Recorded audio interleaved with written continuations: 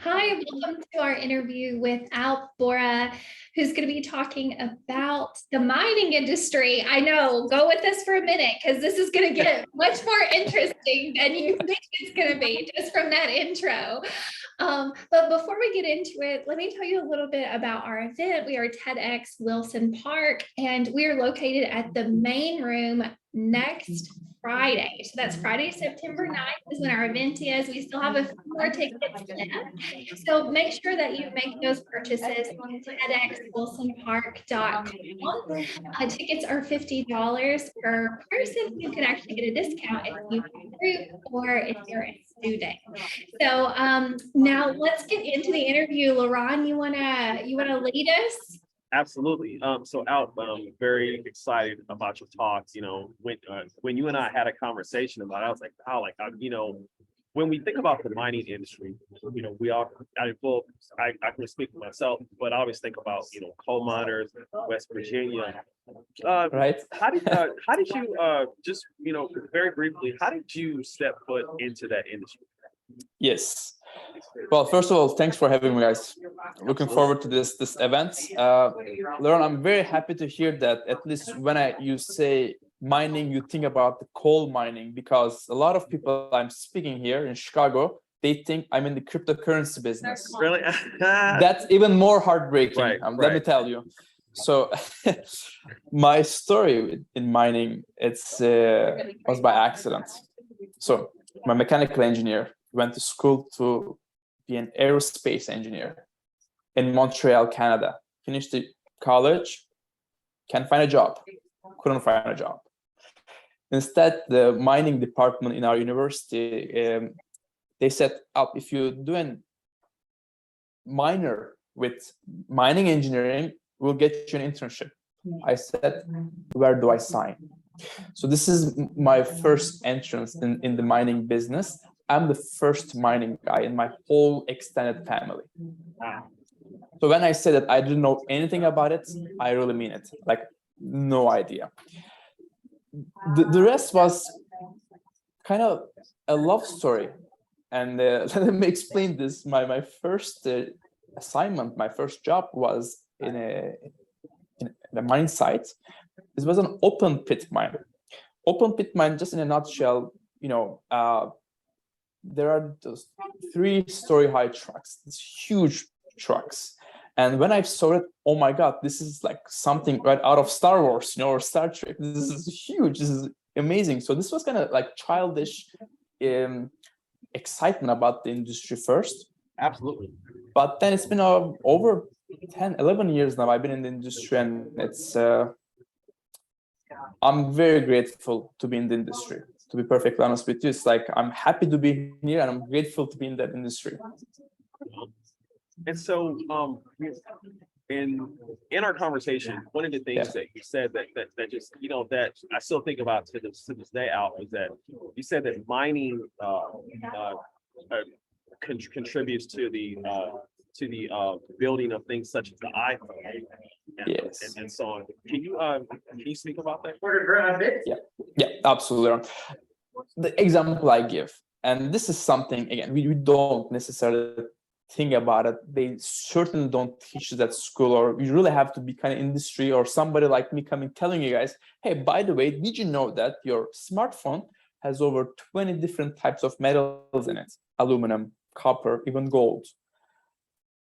The realization came a couple years in the industry that, hey, wait a minute, the metals and minerals we are extracting from ground is used to build the world as we know, from the smartphone to your computer, the car you drive, the building you live in.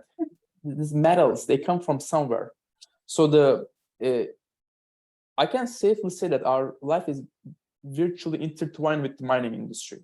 Just don't think about it. It's a mining industry. It's out of sight, out of mind. We just don't think about it. What brought me to the desire to speak up, and this talk was built for non-mining professionals, especially to pretty much everybody else, because in mining we know what we do, why we do. In our mining bubble, we know we provide the raw materials to build whatever technology that we are trying to build. All your electric vehicles, the solar panels, the wind turbines, they require metals and minerals. So the realization came, hey, okay, so for all those renewable energy technologies, we need metals and minerals, but nobody thinks about the mining. So the question became, if the mining is not clean, can we call renewable energy clean? And then what can we do about it? And not just for the mining people, because mining people, we try to make it happen, but how do we get everybody else in that movement to make mining, which is the upstream, cleaner and more sustainable? I think when I first heard the topic, I was thinking about, Laurent, you were talking about, thinking about coal mines in Virginia, that type of thing. I was just thinking of how kind of archaic it was, how, old school it was. And like I see on your shirt, it says mining is the future or something, and that is totally counter to the way that I think. Tell me a little bit about why mining is the future. So this is a movement I've started creating with a couple other mining professionals, is to bring this message. I'm a bit biased on the subject, I gotta say. I like mining. Okay, I think that's obvious. But then let's bring this message to everybody else.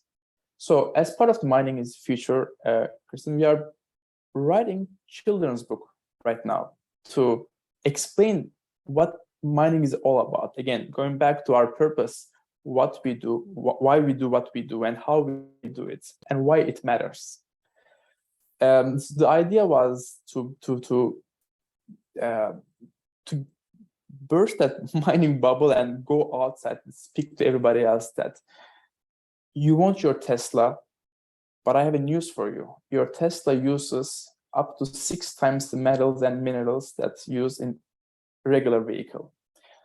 These raw materials come from somewhere, and it is not okay to just close our eyes on it. So the comparison I'm building is, you buy a soft drink, first thing we do, or at least I do, I turn it around and check the ingredient list and the nutrition label to have an idea about what am I putting in my body, right? The vision I have, this is the kind of my dream, is let's do this with everything else. When you buy your F-150 truck, what is it made of? Which material are used? How they were mined? How they were sourced? What's its carbon footprint? I want to see the story from the mine all the way to us, the consumers. Can you imagine how we can then have an impact on the impact we can have on the mining industry? The goal is to remove the middleman and basically put accountable the mining companies. Example I like to give is just going back to F-150. Ford feels that pressure from the consumers, especially with the millennials, Gen Z. We buy products and services from companies that are aligned with our values, and more it is around sustainability. So they feel that pressure.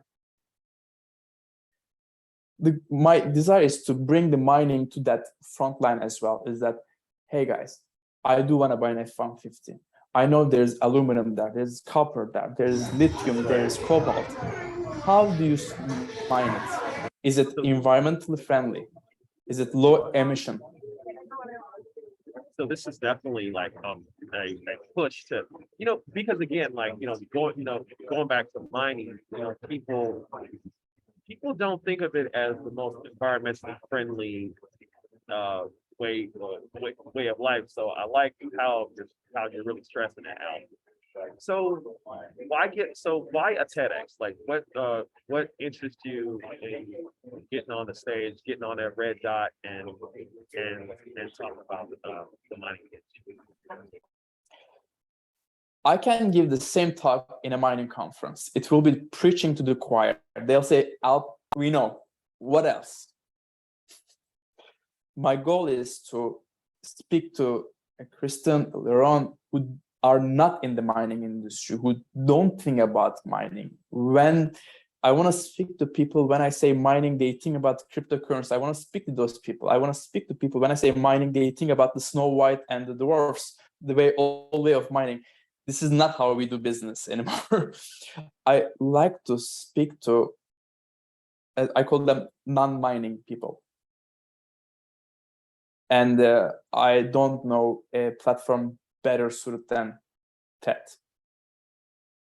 I love that that's your take on it, because one of the reasons, and I think Laurent is in the same boat as me with this, one of the reasons why TEDx is so cool is because you hear about stuff you never get to hear about. Like a conference that I would go to that's in my profession, it's so limited. It feels so small-minded compared to going to something like this, where of all things you're going to get to hear about, sex, mining, grief, all kinds of different things are going to be discussed in the same forum, and somehow they all fit together, which I think is really really interesting. Is there anything before we close out the interview? Is there anything you wanted to make sure we knew? Nothing in particular. I've never been in Alabama. I look forward to this, to discover your beautiful state and Florence. Really, at this point, more excited than anything else. And I went through this 50 shades of nervousness. Oh my God, what's gonna happen to me? Are they gonna understand the accents, which is Turkish, by the way? Yeah, Turkish and French mixed. At this point, I'm just thrilled and happy to go to Florence next week. Well, we're definitely excited to hear it now. This is one of the talks that I'm really anticipating. Thanks, Laura. Laurent first came to Alabama because of his TED Talk. So you guys share that in common, and I know he'll give you recommendations on what you need to eat. Absolutely. Al, and one thing that I'm always focused on whenever I go back to Florence, 2 words: chocolate gravy. So, everything else secondary, but like chocolate gravy. He likes chocolate gravy more than he likes us. So but we're going to be so happy to have you again. This is September 9th. It's going to be the afternoon, on a Friday afternoon, from 1 to 4:35. We'll hang out and do a little happy hour afterwards. So we welcome everybody. Bring the office with you, knock off work a little bit early. It'll be okay. And get enriched with some really interesting topics. You can purchase your tickets at TedXWilsonPark.com. We'll see you there. Thank you, guys.